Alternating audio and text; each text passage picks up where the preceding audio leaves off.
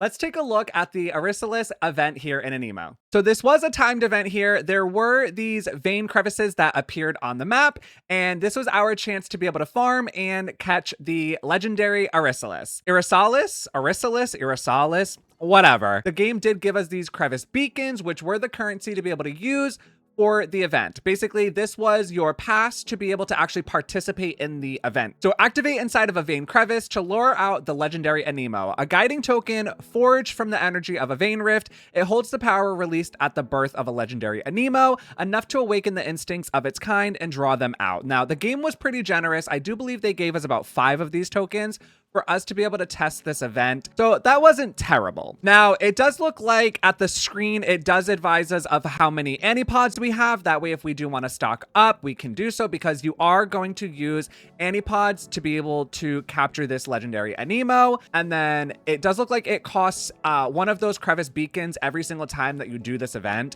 which is pretty standard. It seems like it's like about a raid pass. So it's one raid pass every single time that you try to do the event. And every time you do the event, you do have a chance of obtaining the legendary Aniimo. Now, of course, the chances are very slim to none, but there is still that chance. And I do know somebody who actually was able to get it free to play wise, which is really cool. So that is awesome that there is. However, so it looks like here on the shop screen, you are able to farm 99 of the raid currency to be able to purchase Irisalis. And then it looks like you can also purchase some glimmering mirages, prismana crystals, sparkling crystals, and some star essences.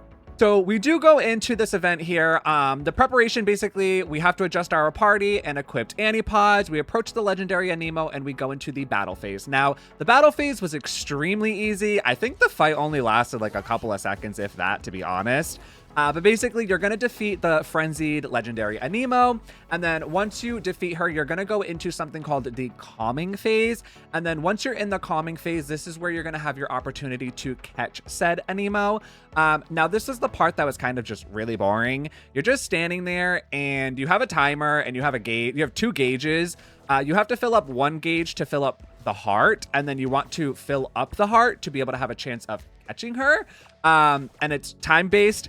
So you can see here in this video, I didn't know what I was doing at first, so I was very far away, and it seemed like the strat was you want to be as close as possible, so it's less time so you can throw more Anipods. This is what you did. This is the entire event, and you just farmed it, and you just farmed it and farmed it and farmed it. I personally didn't like it because it was just boring. It would have been more fun if there was more of a battle. It was just lackluster.